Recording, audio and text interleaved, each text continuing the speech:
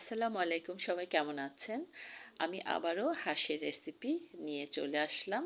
আমি এইবার হাঁসটা কীভাবে রান্না করছি সেটা দেখাচ্ছি। এটা কিন্তু একেবারে দেশি হাঁস, একদম গ্রাম থেকে নিয়ে আসা। খুবই তেলতেলা ছিল হাঁসটা, দেখেই কিন্তু বোঝা যাচ্ছে যে হাঁসটার কতটুকু তেল ছিল।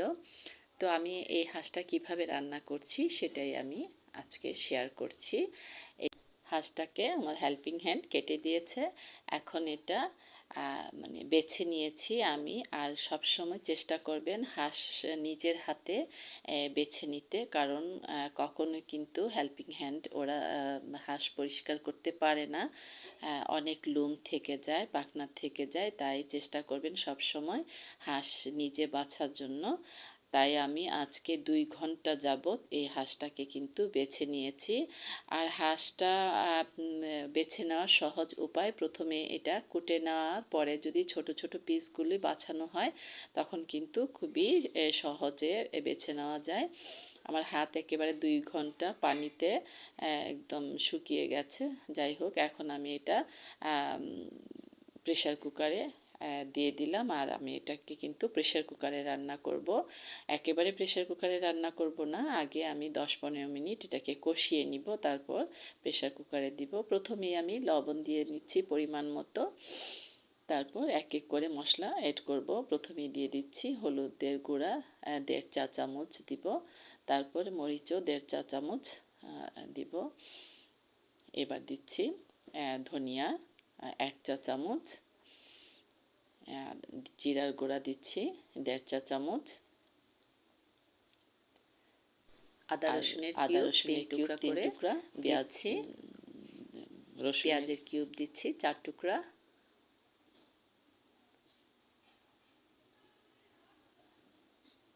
এবার আমি এখানে পোস্তদানা আর সামান্য জয়ফল জয়ত্রী আর কয়েকটা কালো গোলমরিচ বেটে এই বাটাটা দিয়েছি, আর পেঁয়াজের কিউব দিচ্ছি। আর এই জয়ফল জয়ত্রীর এটা দিলে কিন্তু হাঁসের যে একটা গন্ধ থাকে সেটা কিন্তু থাকে না। পরিমাণ মতো তেলও দিয়েছি, আর এখন দিয়েছি এলাচ দারচিনির পাউডার। সব কিছু দেওয়া হয়ে গিয়েছে, 3টা তেজপাতা দিয়ে দিয়েছি। এখন হাত দিয়ে ভালো করে মেখে আমি এটাকে 20 মিনিট ম্যারিনেট করে রেখে দিব। আর এইভাবে মশলা আমি যা যা মশলা দিয়েছি এইভাবে যদি স্টেপ বাই স্টেপ মশলা দিয়ে রান্না করা হয় তখন দেখবেন হাঁসটা আর মধ্যে কিন্তু কোনো গন্ধ থাকে না। আমি যত জায়গায় হাঁস খেয়েছি কেমন যেন একটা গন্ধ পাওয়া যায়। আর এইভাবে যদি একটু জয়ফল জয়ত্রী গোলমরিচ পোস্তদানা বেটে দেওয়া হয় তাহলে কিন্তু ওই গন্ধটা আর থাকে না। আর খুবই মজার একটা ফ্লেভার হয় এবং খেতেও কিন্তু খুবই ভালো লাগে। এইভাবে একবার রান্না করে দেখিয়েন। এবার আমি 10-15 মিনিট এটাকে ভালো করে কষিয়ে নিব।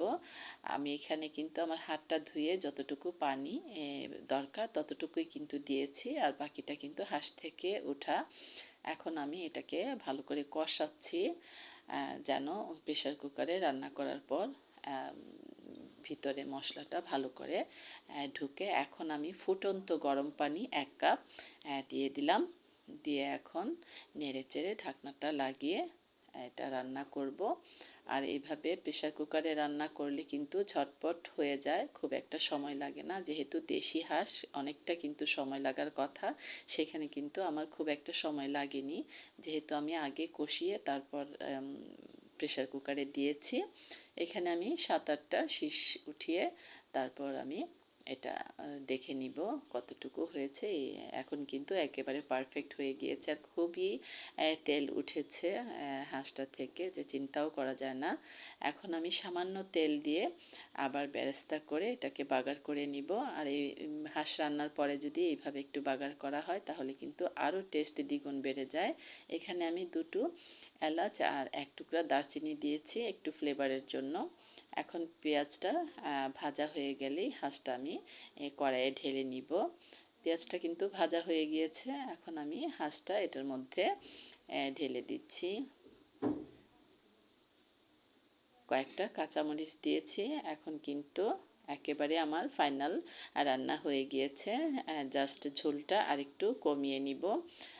হাঁসে কিন্তু বেশি ঝোল থাকলে ভালো লাগে না, যেহেতু এটা ভুনা ভুনা হবে।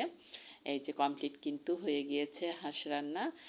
এইভাবে একবার হাঁস রান্না করে দেখবেন কতটা টেস্ট, সেটা রান্না করার পর আমাকে কমেন্টে জানাবেন। তাহলে বিদায় নিচ্ছি, আল্লাহ হাফেজ।